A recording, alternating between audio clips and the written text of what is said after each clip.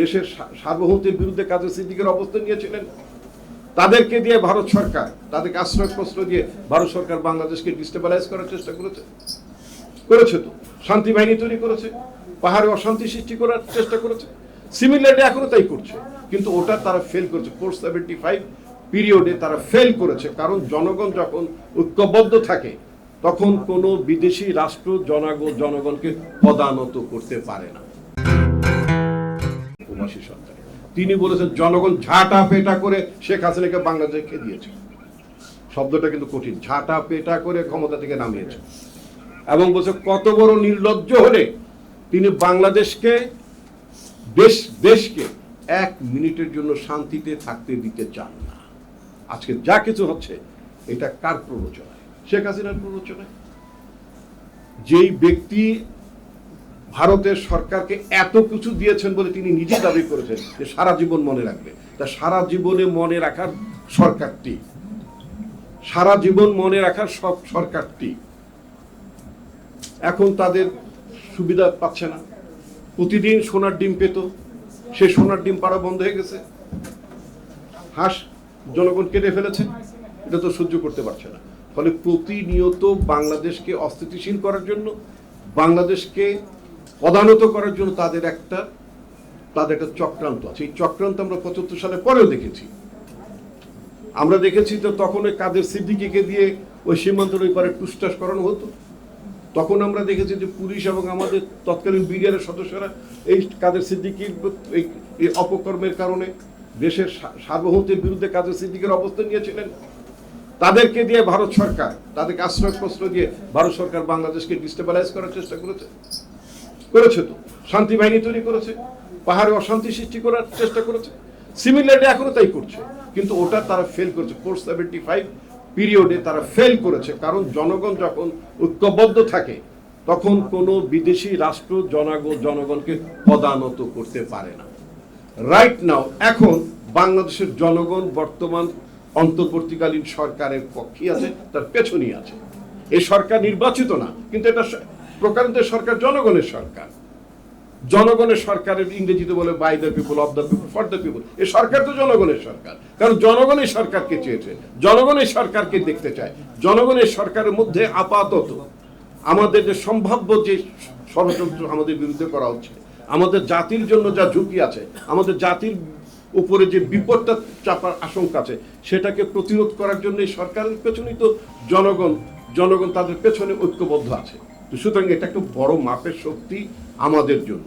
কিন্তু সরকার প্রধানত দায়িত্ব নিঃসন্দেহে নির্বাচন করা, কারণ নির্বাচন থেকেই সমস্ত সংকটের উদ্ভব হয়েছে।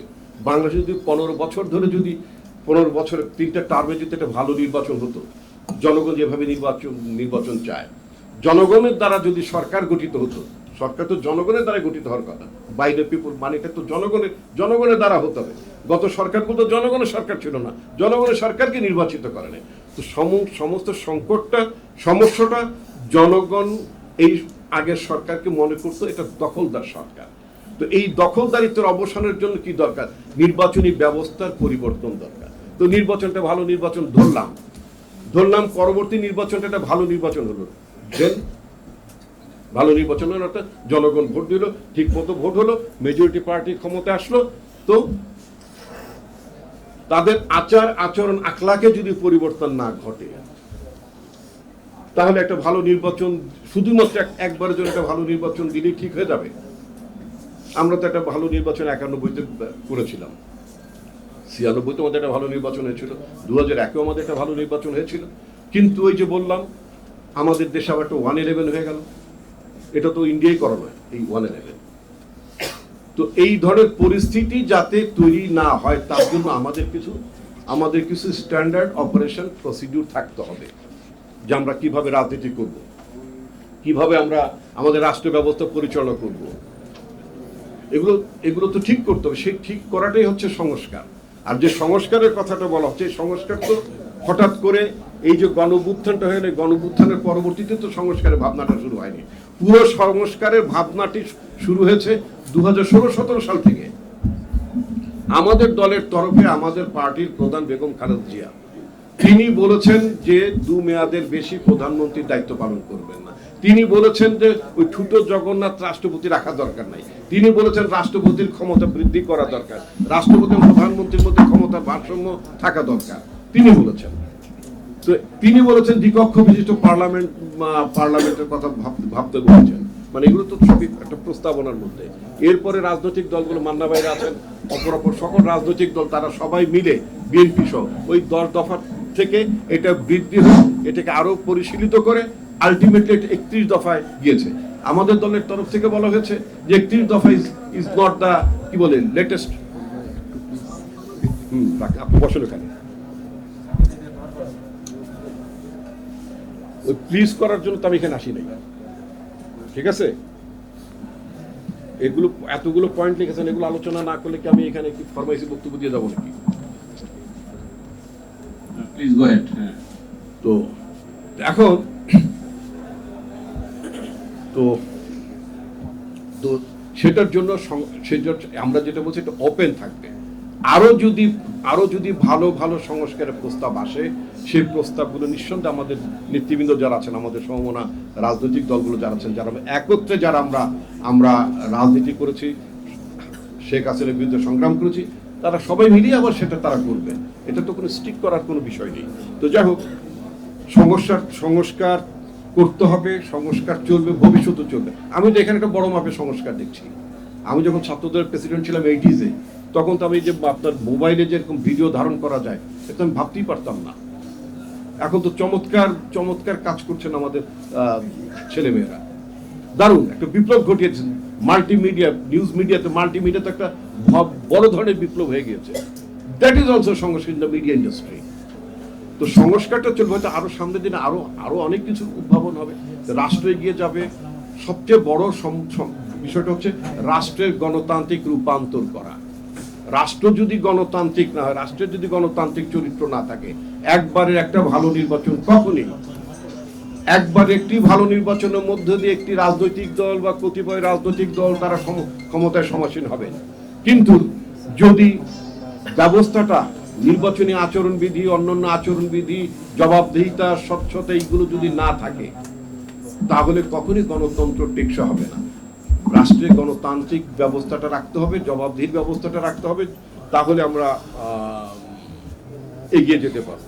ইদানিং একটা কথা খুবই বেশি প্রচলিত, মানে জনাব মজিবুর রহমান মন্ত্রী সাহেব বলেছেন, 1 জানুয়ারি অনলাইনের জনপ্রিয় চ্যানেল চেঞ্জ টিভি তাদের প্রতিষ্ঠাবার্ষিকী। আমি তাদের প্রতিষ্ঠাবার্ষিকীতে এই চেঞ্জ টিভির সাথে যারা জড়িত সাংবাদিক, বিজ্ঞাপনদাতা, মালিকপক্ষ সকলকে শুভেচ্ছা জানাই। এবং চেঞ্জ টিভি অনলাইনে যে আসলে মানুষের কথাবার্তা, মত প্রকাশের ক্ষেত্রে একটা ভিন্ন মাত্রা নিয়ে এসেছে। এবং এই চেঞ্জ টিভি আমি মনে করি যে ইউটিউবে, ফেসবুকে, বিশেষ করে সোশ্যাল মিডিয়াতে মূল ধারার চ্যানেলের পাশাপাশি একটা বৈপ্লবিক পরিবর্তন ঘটাতে ভূমিকা রাখছে। চেঞ্জ টিভির পাশাপাশি অন্যান্য যারা কাজ করছেন তাদেরকেও বলবো, আপনারা বস্তুনিষ্ঠ এবং সত্য তথ্য প্রকাশের মাধ্যমে আপনাদের অবস্থান মানুষের কাছে তুলে ধরবেন। আপনারা যদি সঠিক লাইনে থাকেন, আপনারা মানুষের কাছে জনপ্রিয় হবেন, মানুষের কাছে আস্থাশীল হবেন। এটা সত্য যে এখন মূলধারার গণমাধ্যমের নানা ধরনের নিয়ন্ত্রণের কারণে সব তথ্য তারা প্রকাশ করতে পারতেছে না। সেই ক্ষেত্রে অনলাইন কিন্তু একটা তথ্য প্রকাশের ক্ষেত্রে গুরুত্বপূর্ণ মাধ্যম, এবং এখন বিজ্ঞাপনের ক্ষেত্রে অনলাইন একটা বড় জায়গা হয়ে দাঁড়িয়েছে। কাজে অনলাইনে যারা ভালো ভূমিকা নেবেন তাদের ভবিষ্যৎ ভালো, এবং আশা করি চেঞ্জ টিভি সেক্ষেত্রে সবার অগ্রভাগে থাকবে।